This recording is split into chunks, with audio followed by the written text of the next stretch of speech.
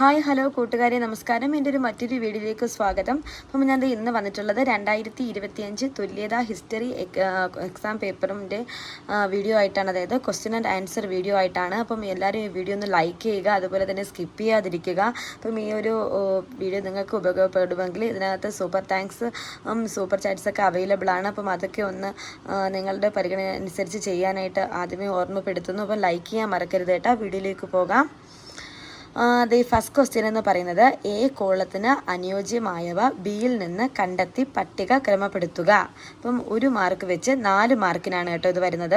അപ്പം A column നമുക്ക് നോക്കാം. ഗുൽബദൻ ബീഗം, അബ്ദുൽ ഹമീദ് ലാഹോരി, അബുൽ ഫസൽ, സുൽഹിക്കുൽ. അതായത് ഗുൽബദൻ ബീഗിൻ്റെ നേരെ വരുന്നത് ഏതാണ്? ഗുൽബദൻ ബീഗമിൻ്റെ നേരെ വരുന്നത് ഹുമയൂൺ നാമയാണ്. രണ്ടാമത്തത് അബുൽ ഹമീദ് ലാഹോരി, അബ്ദുൽ ഹമീദ് ലാഹോരി വരുന്നത് ബാദഷാ നാമയാണ്. അബുൽ ഫസൽ വരുന്നത് അക്ബർ നാമ. സുൽഹ് ഇ കുൽ വരുന്നത് സമ്പൂർണ്ണ സമാധാനം. നെക്സ്റ്റ് ക്വസ്റ്റ്യൻ നോക്കാം. ചുവടെ കൊടുത്തിരിക്കുന്നവയിൽ നിന്നും ശരി ഉത്തരം തിരഞ്ഞെടുക്കുക. അതും 4 മാർക്കിനാണ്. ഒരു ചോദ്യത്തിന് 1 മാർക്ക് വീതമാണ് കേട്ടോ ഓരോന്നിനും. രണ്ടാമത്തെ ക്വസ്റ്റ്യൻ അർത്ഥശാസ്ത്രം എഴുതിയതാര്? ഓപ്ഷൻ തന്നിട്ടുള്ളത് മെഗസ്തനീസ്, കൗഡല്യൻ, ജെയിംസ് പ്രിൻസപ്പ്, കനിഷ്കനാണ്. അപ്പം ആൻസർ വരുന്നത് കൗഡല്യനാണ്. മെഗസ്തനീസിൻ്റെത് ഇൻഡിക്കയാണ് കേട്ടോ. ജെയിംസ് പ്രിൻസപ്പ് ആദ്യമായിട്ട് മറ്റേ ഹാരപ്പൻ സംസ്കാരത്തിൻ്റെ ലിപി വായിച്ച വ്യക്തിയാണ് കേട്ടോ വരുന്നത്. അടുത്തത് 3ാമത്തെ ക്വസ്റ്റ്യനാണ്. വർദ്ധമാന മഹാവീരൻ്റെ ജനനസ്ഥലം. ആൻസർ വരുന്നത് ഏതാണ്? സി ആണ്, വൈശാലി. അടുത്തത് 4ാമത്തെ ക്വസ്റ്റ്യൻ നോക്കാം. മഹാഭാരതത്തിൻ്റെ വിമർശനാത്മക പതിപ്പ് തയ്യാറാക്കിയതാര്?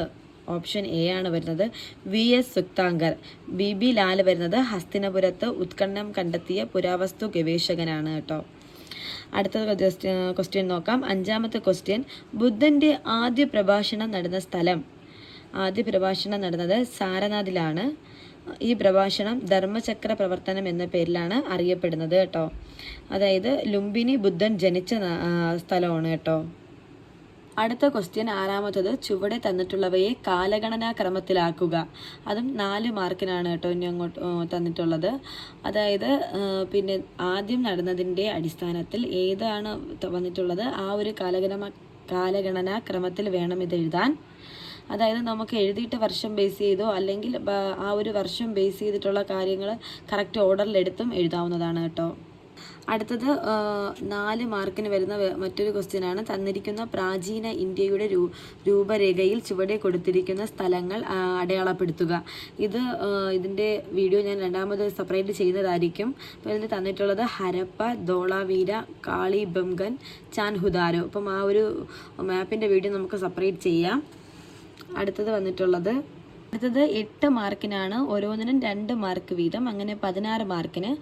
അൽ ബറൂനിക്ക് 8ാമത്തെ ക്വസ്റ്റ്യൻ ആണ്. അൽ ബറൂനിക്ക് ഇന്ത്യയിൽ നേരിടേണ്ടി വന്ന ഏതെങ്കിലും 2 ബുദ്ധിമുട്ടുകൾ എഴുതുക. അൽ ബറൂനിക്ക് നേരിടേണ്ടി വന്നത് ഒന്നാമത്തത് ഭാഷയാണ്. രണ്ടാമത്തത് വിശ്വാസങ്ങളിലും ആചാരങ്ങളിലുമുള്ള വ്യത്യസ്തത. ഇത് പേജ് നമ്പർ 56 കൊടുത്തിട്ടുണ്ട് കേട്ടോ. പിന്നെ വരുന്നത് മറ്റുള്ളവരിൽ നിന്നും ഒറ്റപ്പെട്ട് കഴിയുന്ന പ്രാദേശിക ജനത, വിദേശികളെ സംശയദൃഷ്ടിയോടെ നോക്കിയ നാട്ടുകാർ. ഇതിൽ ഏതെങ്കിലും രണ്ടെണ്ണം എഴുതാം. ക്വസ്റ്റ്യൻ വരുന്നത് ഇബ്നു ബത്തൂത്ത ഇന്ത്യൻ നഗരങ്ങളെ വിവരിക്കുന്നത് എങ്ങനെ? ആൻസർ പേജ് നമ്പർ 58 തന്നിട്ടുണ്ട്. നൈപുണ്യമുള്ളവർക്ക് അപാരമായ സാധ്യതകൾ നൽകുന്നു. ജനങ്ങൾ തിങ്ങിത്താമസിക്കുന്നു. സമൃദ്ധമായവ, ജനനിബിഡമായ തെരുവുകൾ, ആകർഷമായ ചന്തകൾ അതായത് കമ്പോളങ്ങൾ, വ്യത്യസ്തമായ ഉൽപ്പന്നങ്ങൾ. ഇത്രയുമാണ്. അടുത്ത ക്വസ്റ്റ്യൻ വരുന്നത് 10ാമത്തത് ഏതെങ്കിലും 2 വിജയനഗര രാജവംശങ്ങളുടെ പേരെഴുതുക. അപ്പം ഏതൊക്കെയാണ് നോക്കാം. സാലുവ, തുളുവ. കുത്കശത എന്ന് വെച്ചാൽ കൃഷിഭൂമിയുടെ ഉടമകളായിരുന്ന ഇവർ ഗ്രാമങ്ങളിൽ സ്ഥിരതാമസക്കാരായിരുന്നു. പാഹ്യകശത മറ്റ് ഗ്രാമങ്ങളിൽ നിന്ന് വന്നിട്ട് കരാർ അടിസ്ഥാനത്തിൽ ജോലിയെടുക്കുന്നവർ.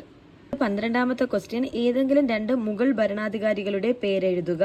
അപ്പം അതിനകത്ത് 6 എണ്ണത്തിൽ നിങ്ങൾക്ക് ഇഷ്ടപ്പെട്ട 2 പേരെഴുതുക കേട്ടോ. ബാബർ, ഹുമയൂൺ ഉണ്ട്, അക്ബർ ഉണ്ട്, അതുപോലെ തന്നെ ജഹാംഗീർ ഉണ്ട്, ഷാജഹാൻ ഉണ്ട്, ഔറംഗസീബ് ഉണ്ട്. അടുത്തത് 13ാമത്തത് ദീൻ ഇലാഹി എന്നാൽ എന്ത്? അക്ബർ ചക്രവർത്തി രൂപം കൊടുത്ത പ്രാർത്ഥനാ രീതിയാണ് കേട്ടോ ദീൻ ഇലാഹി അല്ലെങ്കിൽ തൗഹീദ് ഇലാഹി എന്ന പേരിൽ അറിയപ്പെടുന്നത്. ക്വസ്റ്റ്യൻസാണ് ഞാൻ ഈ വീഡിയോയിൽ ഉൾപ്പെടുത്തിയിട്ടുള്ളത്. അപ്പം എല്ലാവരും ഒന്ന് വീഡിയോ ലൈക്ക് ചെയ്ത് സപ്പോർട്ട് ചെയ്യുക. അതുപോലെ തന്നെ ഒരു സൂപ്പർ താങ്ക്സ് കൂടി തരിക. അപ്പം വീഡിയോ നിങ്ങൾക്ക് ഉപകാരപ്പെടുമെന്ന് കരുതുന്നു. മറ്റുള്ളവരിലേക്ക് കൂടി ഷെയർ ചെയ്ത് കൊടുക്കുക. Okay, thanks for watching. Signing off.